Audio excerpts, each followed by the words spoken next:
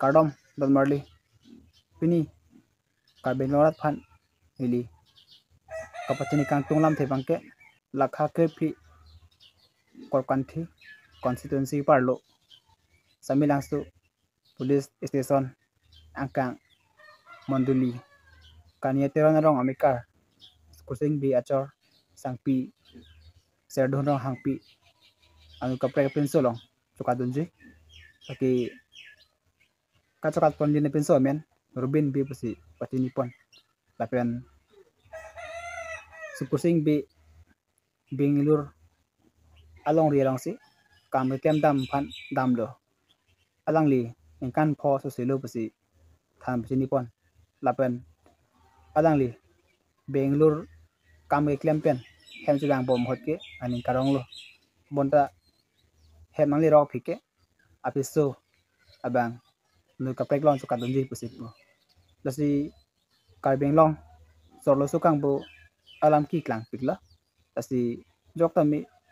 lason mai kan mangelo serdhun ong hapi tami alang li asopi pensi hem chobochilo lapen apenan tami apeso aso kerai nang jipu ajoy ni si Bengaluru along ri long sai ki klem phan damlo lapen alang li hadak sai ki klem ingkan phoki sosilo pasi patini pondo pon tami alang li hem mangli roken ki apiso abang anu kaprek apen solong chokatunji pusi patini pon lo ka chokat ponlin apen so menta rubin bi pusi patini pon lapen anpar tame rubin bi ke bukulia phong lokpet asor pusi patini pon lapen monduli kanya teron arong alang li ami hai hem tempo tu kwek amen pen alang li cheklo jon thombak dolo pusi pu lapen sangpi serdihon kau hangpi phan alang li aning hang lo lapen chokat ponji pusipu lapen anpar tami ka chokat ponlin bek rubin bi tami apeso aso dulo pusi patini pon asi joga bang phu tami apeso aso dulo puti bang tami ka chang thek ti ka porlo asi ning chang atum putami lason mang chukan mangalo lasi non rubin bi tami apeso so dolo apen sangpi serdhon hapi tami achor dolo mate apenan dolo apen asomar tami dolo sukusing bi tami apeso soreng anjipu ajoy ni si aghelo tami kamaklem phan damlo lasona por hotsi rubin bi bangke sukursing bi apeso mate achor phan aning hanglo chikloyon thom anbak dolo ami hai hem tempo kwek mati utu kwek phan banglo pusit pu lapen ladak dolo lapen anpar tami serdhon hangpi phan ning hanglo lapen chokat ponjuilu pusi patini pon lapen apenan sukursing bi bangke nonki aning oi sonsi dolo lapen nahak le du dam tami hem ka tiwangi phansi apenan tami kachunri ponlo lasi karbeng long ke solo sokang bu alam ki klang piklo lapen non tami jutun e lengun e sonsi mandet la asi apenan tam tami apiso su kaching hon ajoy ni lapen asomar phan lo charlie thexer nang ji pu ajoy ni si Bengaluru Chennai Kolkata Mumbai lapen anpar tami akaprek along rilong tami sai ki klem phan damlo pon tami solo sutom bang mati apeso tom bek bang phun chingki po lapen kaprek apen su phan chingki po lapen ning chang po lapen anpar tami alang litum kaprek phan chokadunjui ason tami dolo lasi non sukusing bi achor sangpi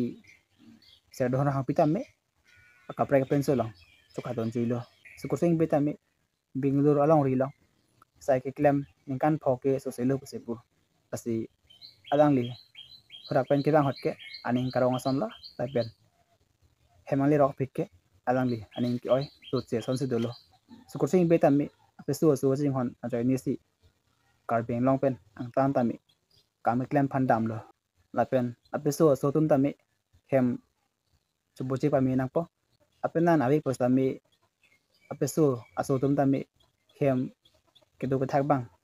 Do pami nang po lapen. Kaprek apen su tempan. Kacing kisi penan koi bang ke mata nang lo. Non su kursing be pan tami jinsul me lo. Alang ni tami apesu su kursing hona join ni si karbeng long pen ang tan an kang klem pan dam lo. Bon tami apesu sang pi ser de no hang pi bang. Kaprek apen so long. Tuka don jui lo. Lapen solo so fan le ki pura nai polam ta be asinon robin be ta me apeso so dulo pati alang ni ta me sangpi se do no hang pi fan ke alang li ning dok de nai pola sukur sing bi lapen se do no hang pi ta me aning che hang lo lapen pa chor lo lapen asomar ta me dulo lapen alang ni ta me kereng nang jipu ajoi ni si karbeng long pen ang tan Bengaluru along wi long ta me kam pi klem phan dam lo pon ta mi robin bia bang ami hai hem tempo auto krek amen pen chikloyon thong bak dolo la pen sangpi ser de hon ro hang pi phan aning hang lo bon ta mi patum bhai ni nan ke kat ab jui lo pasi kai be long ke lason so lo su atum kaprek pen so phan chuka don jui la pen apena na bang ri phit phun ching ki po kaprek pen so phan dukok ason duk piglo asi lasona sai bangki into nang po asi sopin so tempat ame jinsu nang ji asi aras solo ke ane pote apeso asoke dai nang ji ke jok to ni ma thapo bon tame alu so tom bang apena na bang we le pote kaprek pen so phan ching ki po tapen penan dukok po anke lason chia bom po lapen non tame sangpi ser do no hang pi tami akaprek pen so long ka don jui lo robin be tami kechok che thetan lo si ni li jong dam lo la se lang li tami aning hang ta ni polla alang li tempo ke wek pate tempo wek wet to wet angi polla stami non ke alang li tempo tu ke wek amen pen am hai ham chiklion thom do lo pusi pachini pon mon tami alang li ser do no hang pi apenan do lo la pen asu mar do lo bon tami apenan na bang Bengaluru along rilo kam klem phan dam lo aso khotsi alang li ning hang der lo penon ke alang li robin bitame se de hono hang pi phan chukat ponrap tin jui lo jok asa pe mar no asara mar noi lason mang chukat mang lo asi bang tami aning che hang che dok lo chien lo che pa chor lo lapen asa mar do lo lapen apeso so reng nang ipo join ni si apenan tum tami karbeng long pen ang san kam klem phan dam thai po bon tami inut bhani tumki aning dok bo lapen kat pon rap den jui po lasi lasan mai kan mang lo lasi karbing long ra tami nan ke chini nang po lasi te tum nan ke luko charle si phang nang po lasi lason bang episode dollar atum phan ke nang tum tami ning hang nang lo lapen chokat pon rap den jui nang lo karbing long rat phan hili kap chini lam the bang ke inut kursing be